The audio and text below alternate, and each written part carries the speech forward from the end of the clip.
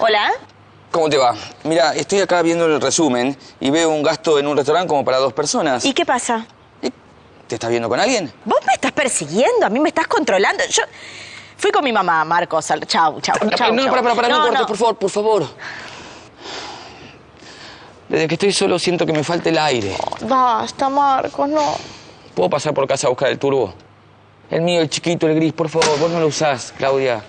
Está la perra muy acalorada, escúchala. Ok, no, ese fui yo. Cumplimos 15 años y lo celebramos inaugurando la nueva Terminal B de Ezeiza. Con una inversión de 570 millones de pesos, continuamos construyendo el aeropuerto más moderno de América Latina. Aeropuertos Argentina 2000. Soñamos con vos.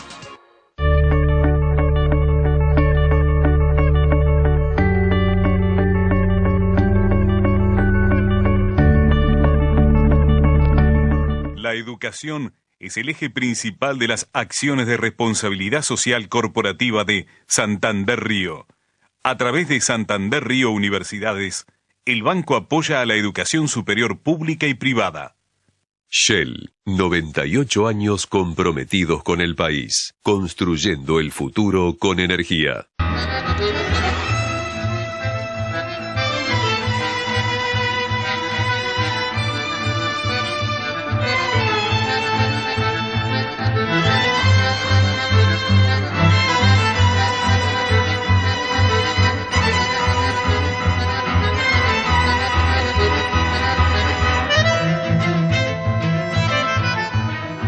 Buenas noches. El tema de hoy, bueno, es un temazo, por supuesto. Ustedes me van a decir, el poder mueve el mundo. Claro que mueve el mundo, es absolutamente así.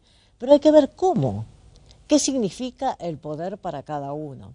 ¿Qué significa haber llegado a detentar, no importa si de pronto un gran poder, un pequeño poder, o de pronto aquel que nos interesa, nada más que ese? Por eso hemos elegido casos diferentes para esta noche. El poder a través de la inteligencia, de la aplicación de la ley, del orden social, el poder a través de la imaginación y un gran poder, ¿no es cierto?, personal de voluntad, que ustedes van a ir viendo después cuando vayamos perfilando los personajes. Y después también, bueno, ¿qué ocurre en la vida pública? ¿Qué pasa cuando uno es funcionario, cuando uno tiene de pronto la terrible responsabilidad de hacer uso del poder? No porque de pronto al funcionario le guste, es su obligación en ese caso. Y después también, bueno, la mirada de la ciencia. ¿Cómo es la mentalidad, la elucubración cerebral, la reflexión? ¿Cómo es todo este mecanismo fascinante del cerebro, ¿no es cierto?, para alguien que sueña con el poder? Bueno, por eso esta noche, como les decía, gran tema, además seguramente usted o vos que nos estás viendo en todo el país lo van a discutir entre ustedes también. A ver, ¿qué fue el poder para vos? Che, ¿tuviste poder alguna vez? ¿No tuviste nunca? ¿O yo ambicionaba y no pude? Bueno, todas esas cosas después se plantean. En primer término, charlamos largamente con quien es el presidente de la Suprema Corte de Justicia. Sí, nada más y nada menos que el doctor Ricardo Lorenzetti. Y lo conversamos así.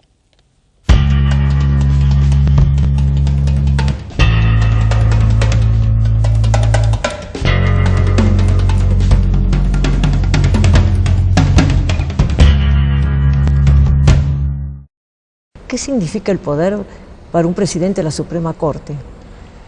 Bueno, el poder, en primer lugar, es una palabra que tiene muchas distorsiones y mucho desprestigio. Yo creo que no se puede hablar del poder hoy así a secas. En primer lugar, en nuestras sociedades el poder es servicio. Es decir, hay que entender que vivimos en sociedades democráticas. Entonces el poder lo da el pueblo, pero lo da para que quienes transitoriamente ocupan ese lugar presten un servicio. Poder es un mandato que a uno le dan para que esté transitoriamente en un lugar y cumpla un servicio. En el caso de los jueces, ese poder es el Poder Judicial y su función es dictar sentencias. Creo que es la función central y es dirimir conflictos. Dictar sentencias es dirimir conflictos. Entonces, nuestra función, el servicio que debemos prestar a la comunidad es resolver esos conflictos de un modo equilibrado, porque lo que se pide del Poder Judicial es imparcialidad y equilibrio. Estas son las dos funciones centrales que tiene que tener la decisión judicial. Claro, pero para el ego que lo ve de afuera, uno piensa que el juez, el magistrado, puede estar agobiado por la responsabilidad de lo que le toca decidir, ¿no? Nosotros, cuando tomamos una decisión judicial, esto tiene importancia. Primero para las dos partes, A y B, Juan y Ticio, como decían en la facultad. Después tiene importancia para quienes los rodean, pero después tiene importancia porque la regla que está en ese caso, supongamos uno dice, bueno, se debe proteger lo que uno hace en la casa, la libertad personal. Lo que uno hace en la libertad en la casa no puede ser juzgado por los jueces. Bueno, esa regla, además, uno la debe aplicar en todos los casos siguientes, por lo tanto tiene importancia para una gran cantidad de casos. Pero además tiene importancia para la organización de la sociedad. Una sociedad basada en la libertad personal es distinta a una sociedad donde el Estado la controla, la libertad personal. Un largo camino se comienza dando el primer paso. Y el primer paso es que cada uno de nosotros seamos firmes en nuestras convicciones. No que digamos algo ahora, mañana lo cambiemos, obviamente sin razón, o aflojemos frente a la presión que tengamos. Uno tiene que decir, miren, yo quiero esto, lucho por esto, a veces se cumple, bueno, no lo cumplen, hay que insistir. Por ejemplo, en el Riachuelo nosotros venimos insistiendo año a año. Hubo fracasos en gestiones, en la Secretaría de Ambiente, pero después también hubo cosas que se hicieron, es decir, no todo es positivo o negativo. Creo que en el tema del Riachuelo hubo cosas muy positivas que también se hicieron. Recién le han dado un premio a unos chicos que son los guardianes del Riachuelo, que estaban enfermos con plomo, y la maestra entendió eso y los involucró en la lucha ambiental en el Riachuelo, me pidió una audiencia, yo los recibí acá en la corte, esos chicos se motivaron y motivaron a los de otras escuelas, entonces los chicos de la zona están con la bandera de ser guardianes del Riachuelo. Eso solo ya es fantástico para las generaciones futuras. Pero además hubo muchos cambios reales en el Riachuelo. Por ejemplo, en su caso, ¿por qué eligió la vocación de las leyes? Porque siempre fue así. Yo desde la escuela primaria ya tenía esa vocación. Entonces la maestra, mi padre siempre me dice que cuando yo me recibí en la escuela primaria, la maestra le dijo, su hijo va a ser abogado. Y bueno, mi papá ni mi mamá no son abogados. Mi papá es viajante de comercio y mi mamá es maestra. O sea, yo no tengo ningún abogado en la familia. No, se lo pregunto porque en realidad vivimos en un mundo, en un universo que está muy lleno de injusticias y muy lleno de irregularidades en el mundo entero. Sí. No es un universo que haya, con el paso de los siglos, que haya mejorado en su textura moral, ¿no? Pero por eso deben existir los idealistas. Hoy el mundo no está bien, pero justamente para eso están los idealistas. Y yo creo que los abogados, como también los periodistas, ¿no?, tienen que tener pasión. Cuando uno tiene pasión por algo y le gusta y lucha por eso, es la razón de ser.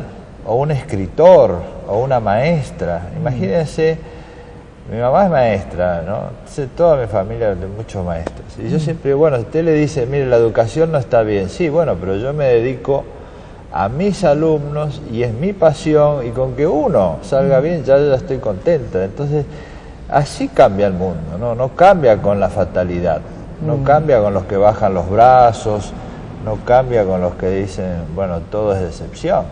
cambia con los que creen que se puede cambiar. Doctor Lorenzetti, justamente cuando hablábamos, ¿no es cierto?, de la ley de medios, se habla con cierto temor de los derechos adquiridos.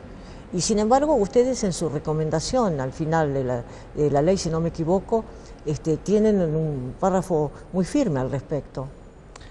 Sí, pero la sentencia es muy compleja y el tema es muy complejo. Y es lógico que una sentencia de 400 páginas, un tema muy complejo, la primera reacción inicial sea de estoy a favor o en contra, ¿no? Es como pasa siempre, suponiendo que fuera un partido de fútbol donde hay las dos hinchadas, el árbitro cobra algo y entonces una hinchada le dice usted es un vendido, el otro lo insulta, bueno, esta es la primera reacción. Lo que pasa es que es un tema de muchísima complejidad y se va a ir entendiendo con el tiempo. Esto es lo que nosotros pensamos, por eso hemos sido muy prudentes. En esta última parte que usted señala de la sentencia, hay una cantidad de observaciones porque toda la regulación es de una gran complejidad. Entonces no es solo la ley, sino el contexto en el cual se aplica una ley lo que importa. Y por eso la Corte, tomando en cuenta precedentes anteriores, hace muchas referencias, entre ellas, por ejemplo, las referencias al periodismo, que es distinto de la ley de medios. Y nosotros decimos, bueno, ahí hay otro aspecto que es muy importante, que la Corte siempre ha protegido, que es la libertad del periodista. Y nosotros en el voto que hicimos con la doctora Haidt en particular, es algo que yo siempre pensé, ahí elevamos, decimos, mire, el periodista es distinto del medio y el periodista tiene una protección especial. Esa protección especial en este voto dice es asimilable al artículo 19 de la Constitución. ¿Esto qué quiere decir? Que el Estado no puede intervenir sobre la actividad crítica del periodista. Esto es muy importante porque yo he visto algunas reacciones dentro de la profesión que me parecen legítimas porque han sufrido realmente. Creo que esto es una práctica que usted ha estado presente acá cuando nosotros hacemos el Día del Periodista o brindis. Yo siempre he dicho que me parece muy mal esta idea de que cuando alguien dice algo, en lugar de contestarle con el otro argumento, que puede haber opiniones diferentes, se lo descalifica.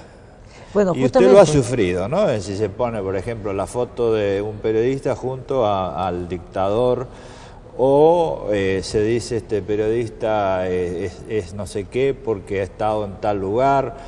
Bueno, eso es generar sospechas sobre el emisor.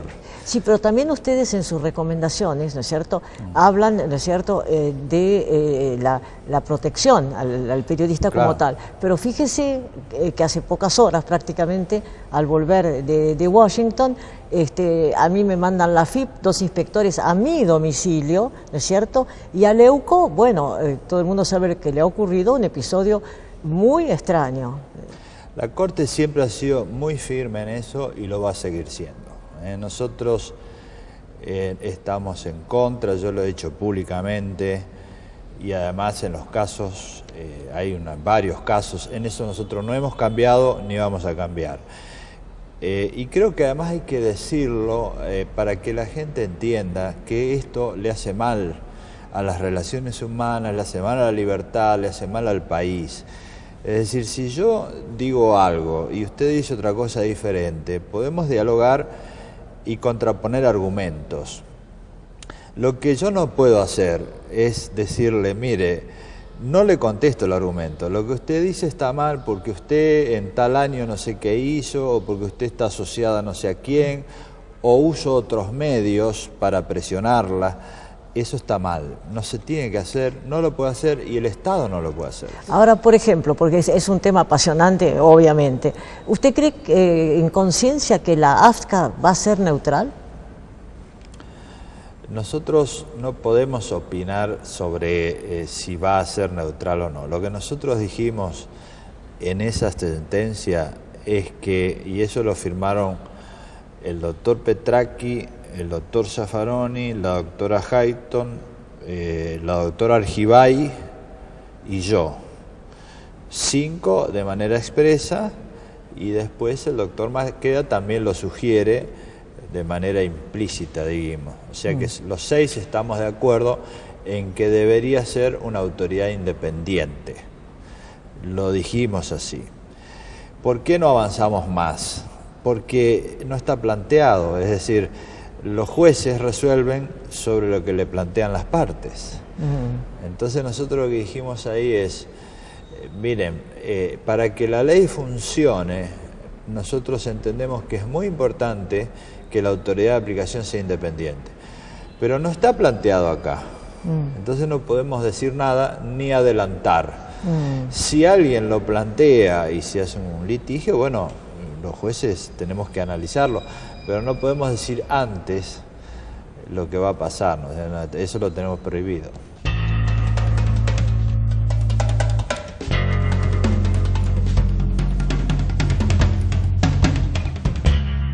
Fascinante, ¿no?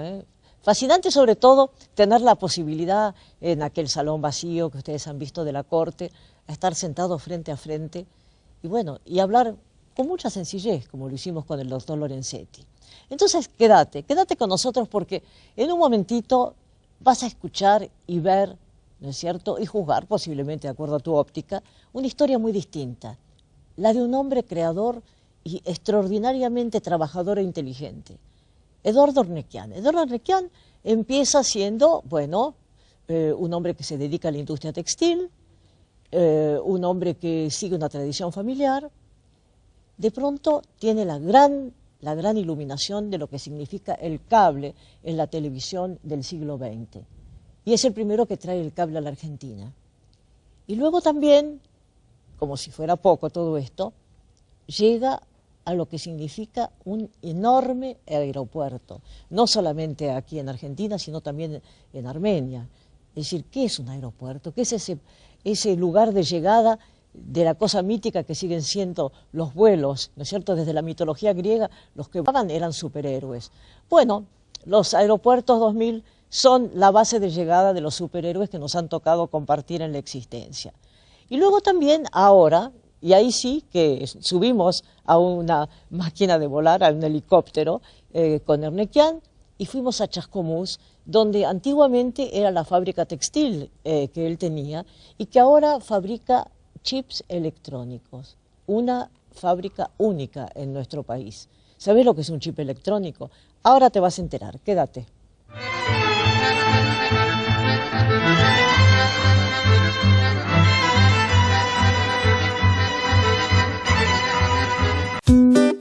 Canal C, me gusta. Canal C, te sigo. Canal C, siempre más.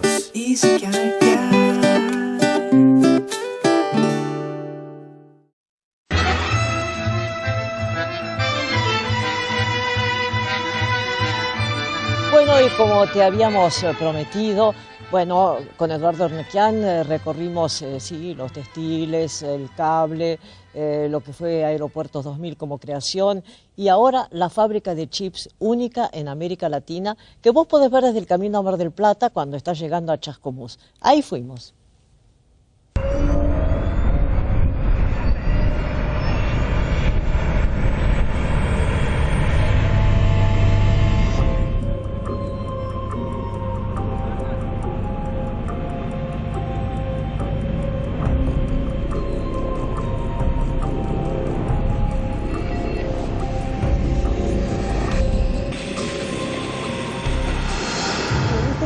Estábamos charlando con Eduardo Ornequian y yo le decía que el poder a través de la inteligencia es deslumbrante. Lo que hemos visto acá en esta fábrica, en Unitec Blue, es, digamos, realmente una especie como de historia de la mente humana reducida a una extraordinaria sencillez. Y ahí está el misterio, ¿no? Sí, es un poco también la evolución, digamos, de la lógica, en el sentido de que de las grandes transformaciones recientes, cuando me refiero recientes, arranco de la revolución industrial, hemos tratado de copiar vía mecánica los movimientos que las cosas elementales y sencillas, la creación de elementos sencillos, tenían para la humanidad hasta el siglo XVII. O sea, el tejer, el hilar, el tejer, hacer artesanías elementales. Y ahí arranca con la máquina a vapor, evidentemente, la revolución industrial. Nuestra mente humana ha funcionado hasta recientemente de alguna manera mecánicamente, mecanicistamente. Si yo quería antes mover, por ejemplo, esa cortina, la única manera que yo pensaba en que podía mover esa cortina es tirar una barra y moverla con un sinfín, y de esa manera lograba subir y bajar la cortina. Pero tener que pensar que tengo un chip y que busco una frecuencia determinada y que lo hago subir y bajar, eso ya es cosa de, entre comillas, de mandinga. Totalmente. Ese es el cambio mental que está produciéndose ahora en la juventud y en esta época y en esta contemporaneidad en que vivimos.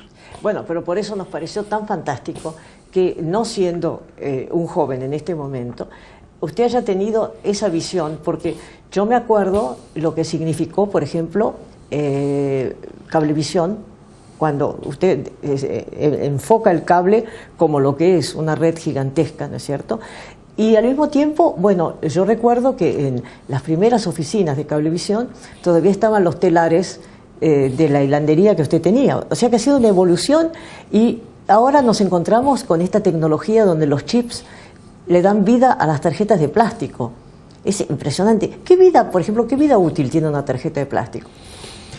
La verdadera vida útil de una tarjeta de plástico, nuevamente, aquí es la propia, casi diría yo, la evolución tecnológica. Una tarjeta de plástico puede durar 10, 15, 20 años perfectamente bien. Lo que sí estamos seguros que en 20 años va a haber una tecnología o más pequeña o diferente, o con más servicios que se le puedan agregar a esa tarjeta, y va a ser suplantada por otras tarjetas con más servicios. Pensar hoy que hay una tarjeta que va a durar 10 veces, sí, tecnológicamente dura 10 años, 20 años, no hay ningún problema.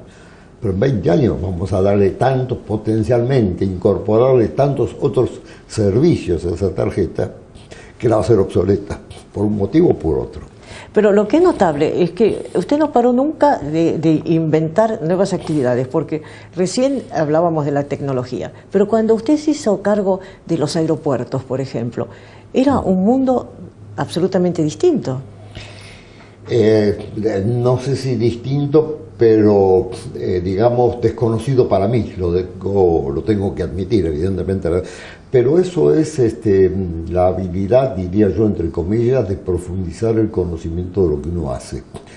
Nunca fue un inversor no participante de ningún negocio. Todos los negocios que he hecho he tratado de averiguar, de saber, de entenderlo, pero no el negocio, sino la tecnología. Eso es un gran activo que por suerte he tenido y que se lo recomiendo a todos los jóvenes de hoy, que es el gran éxito de los Bill Gates y de toda la camada de gente joven que se incorpora con base y conocimiento profundamente tecnológico, crean productos para el mercado. Hoy, casualmente por la complejidad de los avances tecnológicos, eso está muy subdividido en estanques separados, por lo cual el que sale a producir o a vender, el que uno está haciendo marketing, el otro sale a venderlo y el otro sale a fabricarlo, y el que de alguna manera comienza una de esas tendencias, la única forma que lo puede lograr, yo diría con éxito, es conociendo en profundidad la tecnología. Entonces, claro, hay que comprender la tecnología, hay que saber de tecnología, de lo que uno va a hacer. Bueno, esta fábrica parece un quirófano, una cosa impresionante. ¿Cuánta gente trabaja acá? 150 personas, en 2 turnos creo, y pronto iremos a los 3 turnos, esperamos llegar a los 3 turnos. Pero esto antes era una hilandería de usted, ¿no? Esto era toda una planta textil. Y de pronto, por ese relato que hacíamos recién, ¿no? Su curiosidad aparece como sin límites, es fascinante, descubriendo un universo nuevo, así como acá distante. Porque, por ejemplo, nos explicaban allá, ¿no es cierto?, que los chips electrónicos, a través de maquinaria alemana, ¿no?, importaron ustedes, los chips electrónicos son como con vida propia y mantienen su vida a lo largo de un determinado tiempo. Una cosa son las tarjetas, otra cosa son otros emprendimientos, las estampillas, por ejemplo. El hecho de que estemos desarrollando nuevos productos también va de la mano con lo que mencioné antes. Una industria textil iba a producir durante muchísimos años prácticamente un mismo producto, que comenzó en sus épocas antiguas como una tradición artesanal y que se pasó de padres a hijos, y cuando vino la segunda, después de la post-segunda guerra mundial, nos encontramos que la mecanización, las salidas de máquinas automatizadas y la irrupción de nuevos productores, llámese China, Japón, la India actualmente, Pakistán, en fin, hizo que el producto que antes requería un conocimiento artesanal profundo terminó siendo una máquina que se instalaba, se apretaba un botón y producía. Este producto, esta actividad, tiene lo que nosotros llamamos el soft, tiene la creación, ese pequeño chip que apenas se puede ver.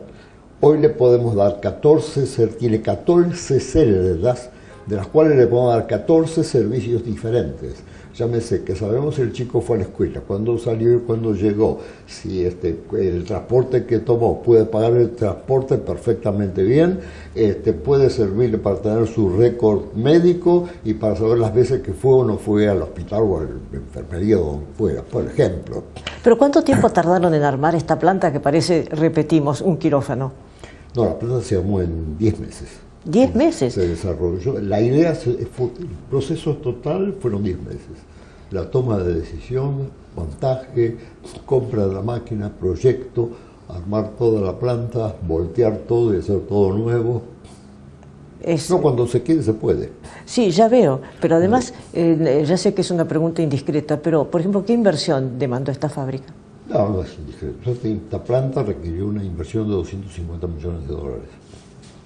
Bueno, y estaba leyendo a través de un despacho de agencia recién que ha habido una nación enemiga de Armenia que lo ha acusado de estar ayudando a Armenia a través de las ganancias de sus empresas. Tenés una habilidad bárbara para saltar de una pregunta a la otra. Tengo que hacer foco, me tengo que ir a 10.000 kilómetros de distancia. No, eso es una información. Digamos que efectivamente un país, Azerbaiyán, recientemente, lo he leído en los medios, me ha declarado persona no grata. Pero eso ellos mismos lo dicen, no me adjetivizan mal, me adjetivizan como benefactor humanitario. Y efectivamente lo que he estado haciendo es siendo un humanitario, que un benefactor, o no era mi intención, pero resulta al final eso como resultado. Armenia tiene un conflicto con Azerbaiyán en un enclave que se llama Nagorno-Karabaj. Ese enclave está a 5 horas. Para llegar a ese enclave se llega por vía carretera, 5 horas de cruce de montaña, en una ruta bastante dificultosa, con enormes inconvenientes, principalmente en invierno. Y como es un país no reconocido por muchos otros estados, sino tampoco por las Naciones Unidas, es un país que no tiene apoyo de ninguna naturaleza bajo ninguna circunstancia de ningún tipo. Cuando me entero de esto me pareció ridículo. Ahí viven unos 50.000 chicos. Me pareció ridículo que estos 50.000 chicos no estén atados, pegados, vinculados al mundo. A nadie le importó nada, ni a las Naciones Unidas, ni a los países que le prohíben o le ponen condiciones a unos o a otros para que se conecten, y todos los grandes líderes mundiales van, pasan por la zona, dan consejos de buena voluntad, dicen, señores, pónganse de acuerdo, y se van. Pero los 50.000 chicos siguen ahí. Lo que nosotros hicimos y estamos haciendo es proveerle de un laptop a todos esos chicos, a los 50.000, para que esos chicos se puedan vincular con el mundo y en el mundo sepan el drama de estos chicos. Esa es la idea. Daría la sensación entonces, Ernequian, que el poder para usted es la acción, es hacer. Todo lo que hemos hablado esta noche está referido a un enorme esfuerzo personal. Pero todos hacen, de una manera o de otra, todos hacemos algo. Todos hacemos algo. No creo que sea algo a ponderar. Algo tenemos que hacer. No, yo no hablo de ponderación, hablo de lo que significa poder hacer justamente algo que mueve el mundo. Todos pueden hacer. Todos pueden hacer. No hay límites para hacer. Y si no, tenemos lo que está sucediendo, las transformaciones de nuestro día. Entonces esas transformaciones alguien las hace, alguien las crea. ¿Y usted es feliz? Sí, muy feliz, realmente, realmente.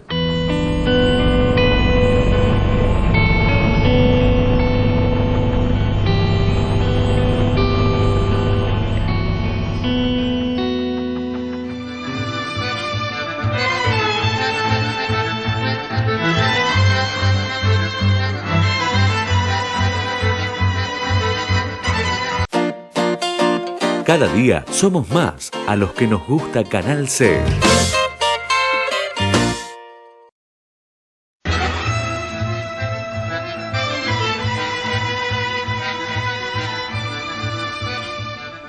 Bueno, y seguimos, por supuesto, con el tema de esta noche, con el poder. Y decíamos, claro, el poder mueve el mundo, lo cual es absolutamente cierto. Pero también, ¿no es cierto?, el mundo ha cambiado. Antiguamente el poder se dividía entre las cancillerías, ¿no es cierto?, producía o no producía conflictos mundiales. En el siglo XX tuvimos dos grandes contiendas, 1914 y 1918, 1939 y 1945, que cambiaron, por supuesto, muchísimos aspectos de la humanidad. Pero la política exterior de cada país siguió siendo realmente un campo para inteligentes, un campo para personas con visión de futuro, un campo muy complicado, en donde más de uno dio un traspié. En este caso se trata de un canciller joven, de un canciller exitoso, Jorge Tayana, un hombre inteligente, que fue canciller argentino del 2005 al 2010. Y también, claro, tuvo la ocasión de ejercer el poder de las relaciones internacionales de nuestro país con el resto del mundo. Entonces, obviamente, no resistimos a la tentación de preguntarle su visión del poder a través de su historia personal. Y Tayana, el doctor Tayana, contó esto. Y a un ex canciller de la Nación, creo que preguntarle qué es el poder, ¿no es cierto?, tiene implicancias que van más allá del país, ¿no? Debe ser una circunstancia muy difícil de administrar el poder en la Cancillería, ¿no?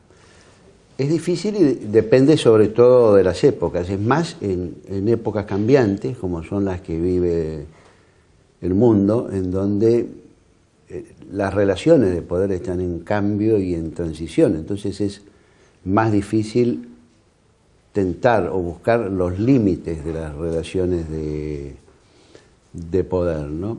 Si yo tuviera que hacer una definición de poder en términos de país, asimilaría mucho el poder con autonomía, es decir, con la posibilidad de tomar decisiones basándose en el propio interés nacional sin tener que subordinarlo a otras consideraciones, que digo, bueno, si hacemos esto nos van a impedir por esto, nos van a limitar por esto o por lo otro, ¿no? O sea, como definición de poder, autonomía, en una palabra.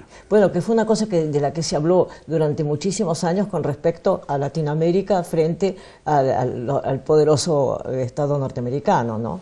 Claro, Estados Unidos es un país muy poderoso y ha tenido un rol, sobre todo en el siglo XX, enorme, ¿no? Recordemos que cuando termina la Segunda Guerra Mundial, Estados Unidos es en términos económicos, para mirarlo en una cosa objetiva, el 50% del Producto Bruto Mundial. O sea, la mitad de la producción económica del mundo era solo Estados Unidos. Y obviamente eso se traducía muchísimo en la región. Después de la Segunda Guerra, para no irnos tan lejos volviendo, sí se vio que claramente Estados Unidos surge como la gran potencia.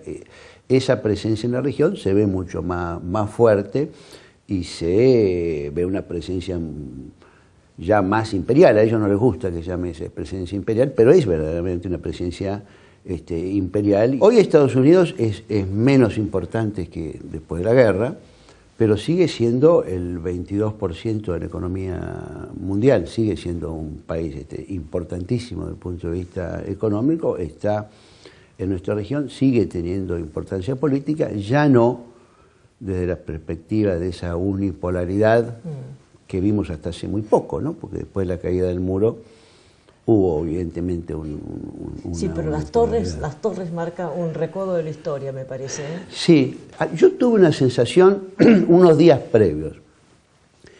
Yo dejé de vivir en Estados Unidos en agosto del 2001, es decir, un mes antes de las torres.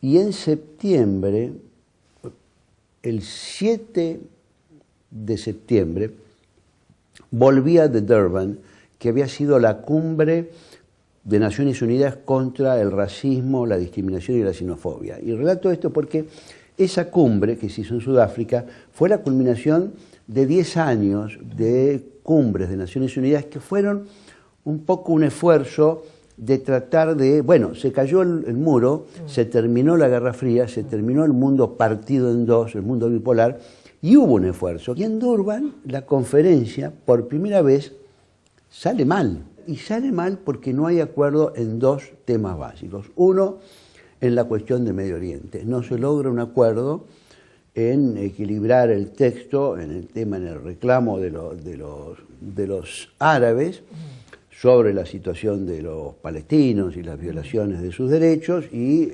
Occidente apoyando a Israel y tratando de garantizar una situación segura para los israelíes. No hay ninguna posibilidad de acuerdo, ninguna posibilidad de negociación, nada, hay una ruptura. Y el segundo tema, el más grave, fue sobre la cuestión de la esclavitud, que para los africanos, y la conferencia se hacía en África, y se hacía en una África aparte, claro, o sea, claro. Se hacía una África que era el África libre por primera vez. Decía, hay algo que anda mal, digo, si no nos podemos poner de acuerdo en el mundo en que la esclavitud fue una cosa horrible, estamos en un problema serio. Es decir, yo tuve la sensación que se había roto... Que algo iba a ocurrir. Y eso que usted ha tenido desde muy joven en relación con el poder, su padre, el doctor Tayana, yo creo que fue un médico inolvidable de Perón y de Eva Duarte también, ¿no? Sí. En cuanto a discreción, en cuanto a cariño, en cuanto al cuidado. No sé, ¿usted cómo lo recuerda?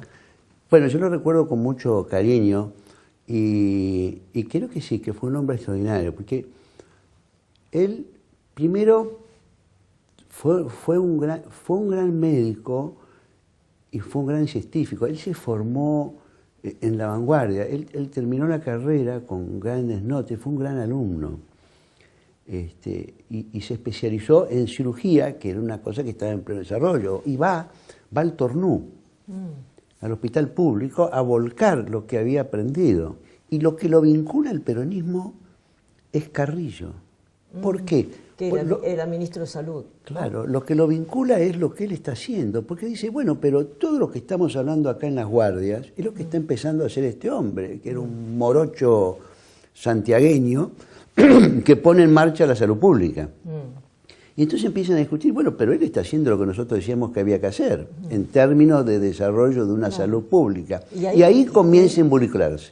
Y entonces empieza a participar, y bueno, y gana por concurso su cátedra de cirugía, y después va a ser decano de la Facultad de Medicina, y ya como decano empieza a ser una figura de decano de la Facultad de Medicina de la Universidad de Buenos Aires. ¿Y por qué lo consulta? Lo consulta primero por cosas de la facultad.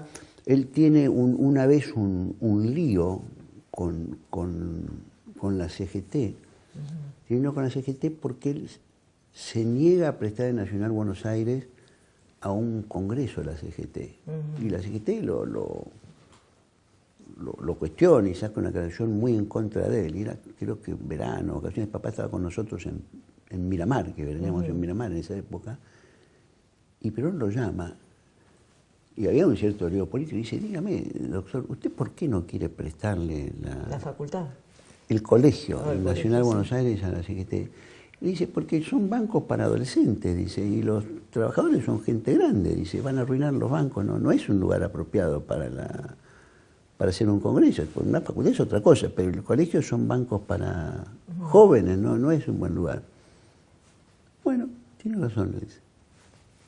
Y de ahí se hicieron amigos. Y ahí mantuvieron. Y después con la enfermedad de Eva.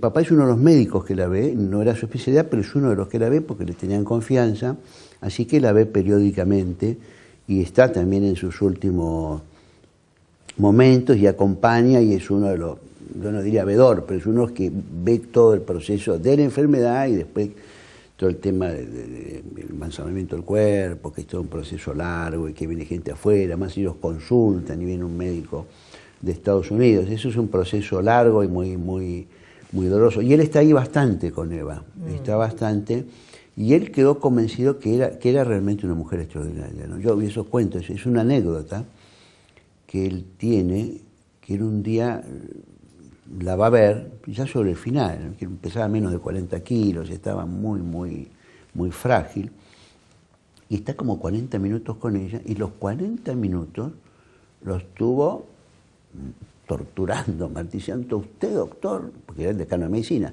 me tiene que prometer que se va a ocupar de cuidar la carrera de enfermeras universitarias, porque eso es muy importante para mujeres y porque las enfermeras universitarias es importante para la salud y porque las enfermeras, y tuvo 40 minutos con las enfermeras machacando. O sea, que se estaba muriendo, pero que estaba... Bueno, y él volvió y le dijo exactamente eso a mamá. Y dice, bueno, esta mujer es verdaderamente extraordinaria, se está muriendo y en vez de pensar en sí misma, lo único que hace es ocuparse de que yo me comprometa a este tema. Evidentemente tiene una madera que no tenemos todos.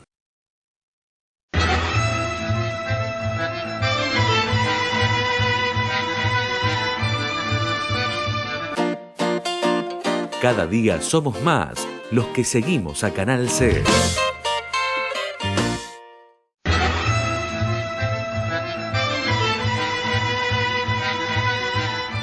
Bueno, y me quedé pensando, a lo mejor a vos te pasó lo mismo, ¿no? En lo que significa, aún en los últimos momentos de la vida, como en el caso de Eva Perón, que comentaba recién el ex canciller Tayana, lo que significa el poder o la posibilidad de ejercer el poder. En este caso, ella se estaba muriendo y tenía esa voluntad y sabía que podía lograr lo que estaba pidiendo. Por eso quisimos saber un poquito más, es decir, explorar cómo es la mente, cómo es el pensamiento de los poderosos, de aquellos que pueden realmente detentar el poder. Y por eso consultamos al doctor Norberto Abdala, que es profesor consultor de psiquiatría de la Facultad de Medicina de la Universidad de El Salvador. Y él nos decía lo siguiente. Bueno, y obviamente esta noche queríamos tener la opinión de un psiquiatra tan reconocido como es el doctor Norberto Abdala, es decir, ¿qué pasa con el poder y la mente? ¿Cómo se gesta el poder en una mente humana, doctor? La definición de poder es influir sobre alguien para que haga algo que de por sí solo no haría. Hay un poder tradicional, hay un poder familiar, hay un poder legal, hay un poder religioso, hay un poder económico, hay un poder moral, que de alguna manera va influyendo en la mente de cada uno de nosotros, ¿no? En realidad somos mucho menos libres de lo que creemos que somos, porque ese poder no solo viene de afuera, sino que después está incorporado en nuestro psiquismo, en nuestra subjetividad. Claro, ¿sí? Por eso un poco la pregunta sería, desde el punto de vista de un lego como soy yo, ¿por qué hay algunos que se someten y otros que no? Independientemente de lo social, de lo cultural, de lo histórico, siempre que hay dos personas, una tiene poder y otra se somete al poder. Hay una situación que es como básica o esencial que forma en nuestra cabeza el vincularnos con una situación de poder. Y esa situación es el nacimiento. Todo recién nacido, y todos lo fuimos alguna vez, es una persona, en el humano me refiero, absolutamente indefensa. ¿Sí? Esta situación de indefensión, ¿qué hace necesario? Que alguien lo cuide. ¿Sí? La indefensión genera, yo le diría, 3 características en el humano. Uno es que necesito del otro para sobrevivir. El recién nacido, todas las necesidades que tienen la característica de que son inmediatas y perentorias en su necesidad de ser atendidas. El recién nacido no puede esperar. Y la tercera característica es que ese que yo necesito, que atiende mis necesidades de manera inmediata, tiene que tener un poder, entre comillas, que es la capacidad de descifrar el idioma único que tiene el bebé, que es el llanto. Entonces, una mamá sabe distinguir si el bebé llora porque tiene frío, porque tiene hambre, porque tiene sueño, porque le duele algo. Es decir, tiene una capacidad de entender ese idioma. Esas características de indefensión y esas 3 condiciones genera en la cabeza una especie de molde que después eso se traduce o se puede llevar en la adultez a la vida, a los vínculos humanos, a lo que es la relación padre-hijo, a lo que es la relación jefe-empleado, a lo que es la relación líder político con la sociedad. ¿Sí? Claro, pero entonces en la adultez, ¿cómo se dan las diferencias? Claro, entonces, de acuerdo a la evolución que va teniendo un chico en su desarrollo a la adultez, y de acuerdo al poder que tenga del padre o de los padres, que sea bueno o malo, ese chico podrá tener una personalidad autónoma. Una personalidad autónoma quiere decir que tiene pensamiento propio y que se la puede arreglar por sí mismo. Es decir, la función mental más superior es el pensamiento. Entonces, un padre tendrá un poder positivo sobre su hijo si, además de atenderlo, además de ponerle límites, lo ayuda en un proceso de maduración y de crecimiento. Si en cambio, además de los límites y las reglas, lo somete de una manera así arbitraria o represiva, ese chico tendrá características de inmadurez y no tendrá un pensamiento propio. Entonces, uno toma por una autopista de poder ser autónomo y otro toma por una autopista de ser, no digo un sometido, pero sí de una persona que necesita estar por debajo de otro. Pero luego en el comportamiento de la vida daría la sensación, doctor, de que hay algunos que han sido inmunes a las influencias, que desde su nacimiento han tenido determinadas modalidades que le han permitido como ser independiente, como ser libre, ¿no? Eso es un aprendizaje, digamos, por supuesto la personalidad tiene características que son biológicas, pero influye más lo ambiental, lo cultural y la formación que la biología. Entonces, las personas que son poderosas o que tienen poder o que son líderes, sean a cualquier nivel, político, social o lo que fuera, tienen ciertas características, ¿no? Una de ellas es que son personas con un narcisismo muy marcado. Yo, ¿sí? Esa característica narcisística los hace sentirse dueños de la verdad. Lo que dicen es, y esa es la verdad, y no solo la verdad, es la realidad, ¿no? Por lo tanto, son personas que en general no escuchan, ¿sí? Es decir, requieren que se los escuche, pero no escuchan. Pero es una forma de perversión, por ejemplo, como todas las cosas llevadas a un determinado límite. Es una perversión en este sentido.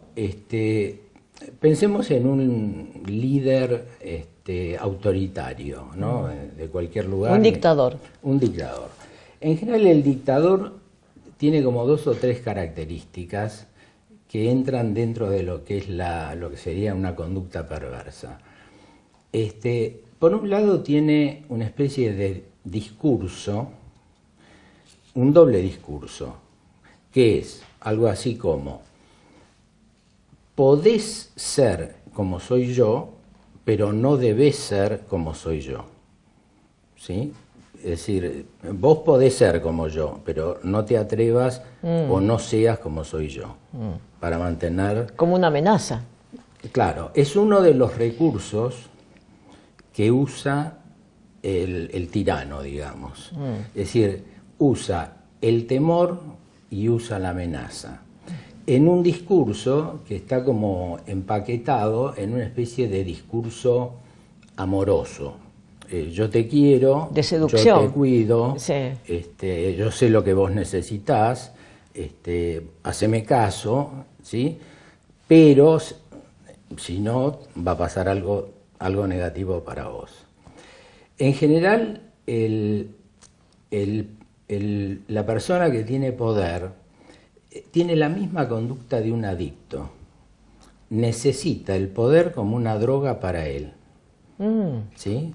Y en general, la otra cara de la moneda psicológica de la persona que tiene poder es que son personas muy carenciadas ellas mismas, sobre todo en lo que tiene que ver, digamos, con lo afectivo o con sus intereses vitales, y entonces ponen todas las fichas en el poder, en el mandar, ¿sí? En general está estudiado que los así líderes autoritarios tienen como 2 fantasías, 2 mitos que dirigen la vida de ellos, ¿no? Una es la sensación de que todo el mundo los va a querer, y la otra es que van a ser inmortales. Ajá. Y, por ejemplo, esto se da, no sé si es una generalización, pero ¿se da más en las mujeres o en los hombres? No, esa característica de ser poderoso. Yo le diría que eso dependería quizás más del momento histórico. Es decir, supóngase hace, no sé, 300 años, por ejemplo, una mujer tenía poco poder a menos que, no sé, en una monarquía lo heredase, digamos. Hoy una mujer discute espacios de poder por características propias y por el momento histórico. Pero en general yo le diría que no es porque es hombre o porque es mujer. Lo que sí diría también es que el poder tiene una característica que es altamente autodestructivo. ¿Sí? Es decir, el poder, como quien usa mucho una droga, el poder termina destruyendo al poderoso. ¿Sí? Eso le pasó a Napoleón, por ejemplo, para poner un ejemplo. Sí, sí. Por ejemplo, Napoleón, cuando se escapa de se fuga de la isla de Elba, entra por el sur de Francia y va para París, la gente lo va siguiendo. Sí. ¿Sí? Cuando llega a París con una multitud de personas que lo apoyan, creo que era Luis XVIII, salió rajando. Sí. Ahora, si Napoleón se hubiera limitado a ser emperador de Francia, hubiera sido un buen emperador. Cuando quiso ser emperador de Europa, eso lo destruyó. ¿Sí? Como de costumbre, muy claro. Muchas gracias, doctor. Y claro, vos también te quedaste pensando, ¿no es cierto? No solamente en los personajes que contaron su propia visión, sino también lo que explicaba el doctor Abdala, qué significa el poder en la vida de las naciones, en el mapa del mundo, en ese universo fascinante en el cual seguramente te vas a quedar pensando esta noche. ¿Sí? Yo por de pronto me voy a quedar pensando. Hasta el miércoles.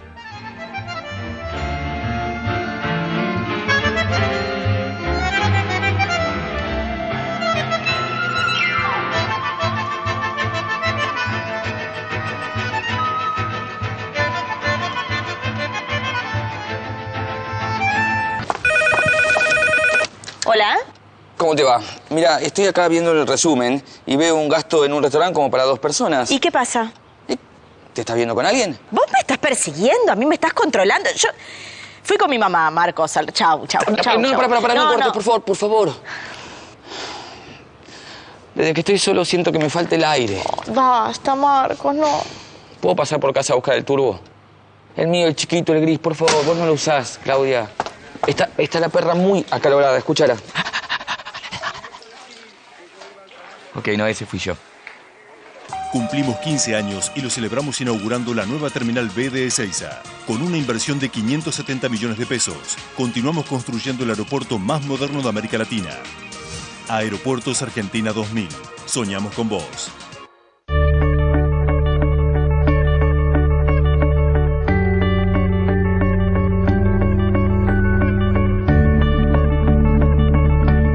La educación es el eje principal de las acciones de responsabilidad social corporativa de Santander Río.